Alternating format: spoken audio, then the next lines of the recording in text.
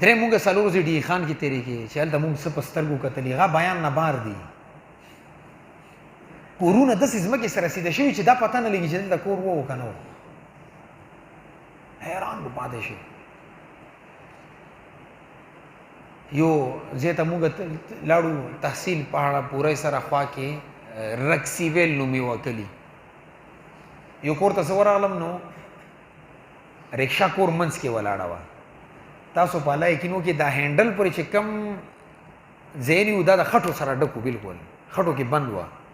هغه اوبه ځان څخه خټې راوړي وې نه دا رکشا پکې ولاړه اوبه تللي وې نه هغه رکشا په خپل ځای پاتې وه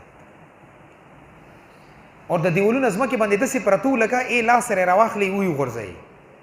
دیوال به جوړ خو په ځمکې به پروت و اور کمرې کې به اول څلور واړه دیوالونه غورځېدلي وو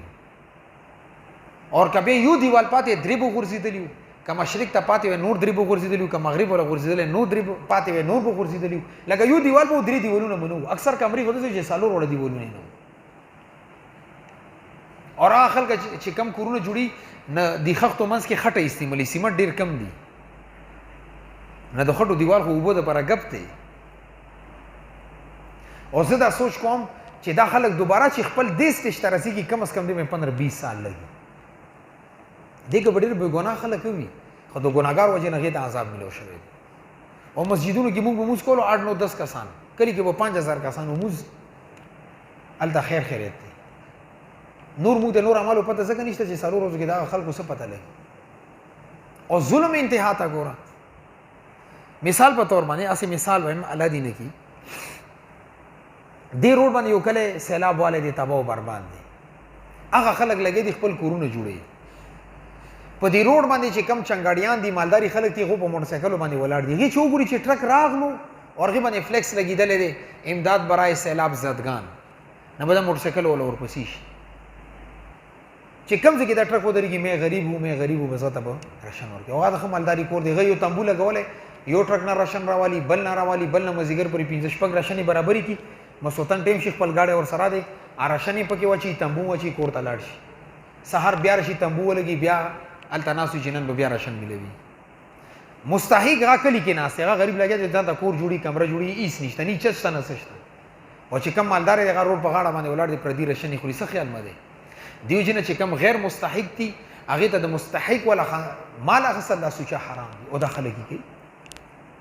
او زموږ چې دا څومره امدادي کافرې ځي دې تحقیق نشته بدقسمتي سره په روډ باندې خلي کوي نو روډ باندې ټول مالدار ولاړ دی ښه کس ولاړ دی چې هغه څه هغه سره سیلاب والی نه دی هغه ته خوراک ملېږي او چې کم سیلاب زدګان دي کم یې والي دي هغه کلو کې غریبان لګیا دي هغې د دوی ځي نه روډ نشته چې مزل پې وکړي پلونه ټول ماتي چې ورباندې کراس کې کلي ته لاړ شي بس یا به اوبو کې مزل کې یا به کشتیانو کې سفر کې هغه ځای ته به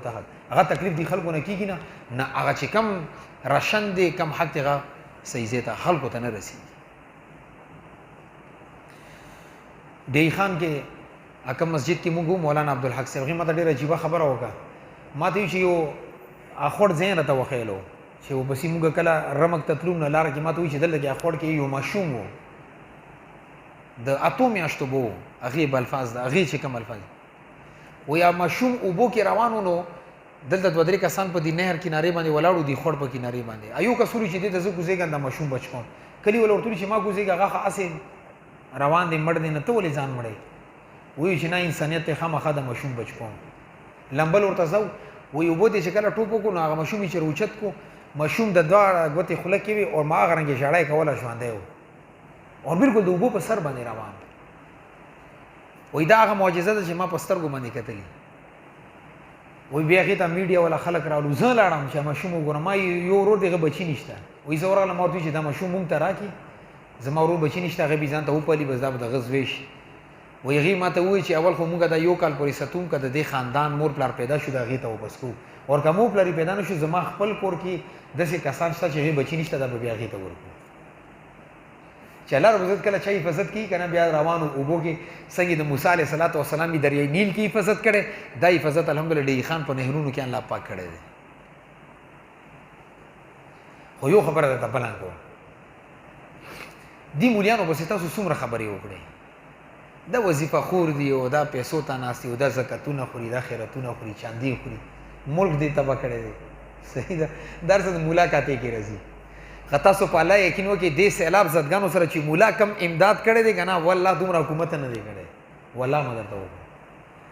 که هغه تحریک لبیک ولی مذهبي خلک دي که هغه جمعیت اهل حدیث دي هغه مذهبي خلک دي که انصار الاسلام دي هغه مذهبي خلک دي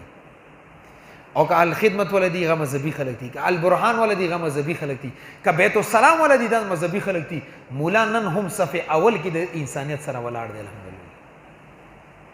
او ستا حکومت څه امداد کړی دی موږ چې کله درابند ته لاړو دا څه کسانی پیژني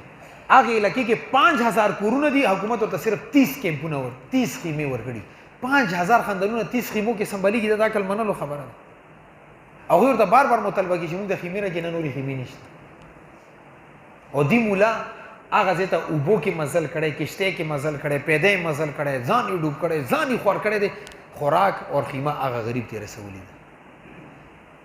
دیو چې نه مولا ته یو پیغام درکړي دا علماتو لبا چې کله هم په دې ملک باندې حالات رالو دا مولا طالب صف اول کې ان شاء الله ولاړ کغه د جنگ اعتبار سره وي کغه د جهاد اعتبار سره دي او کغه د انسانیت د خدمت په اعتبار سره دي ندیو چې نه دا د معاشري یو الحمدلله هغه طبقه ده چې دا د مذهب نه بیا مسلک نه اختلافاتو نه بالاتر خدمت کوي موږ چې هلته خدمت کړی موږ دې ته نه کتلی چې دا بریلی دی دا مو نه کتلی چې دا اهل حدیث دی دې ته مو نه دي کتلی چې دا کم پارټي سره دی او کم چا سره تعلق ساتي بس دې ته هم کتلی چې دا محتاج دی بس وریږه او دا اصل انسانیت دی دې کې به بلای د مذهبونه او د فرقه واریت او د اختلافات دا بلای طاق رد کر بیا به خدمت کوي او دا اصل دی انسانیت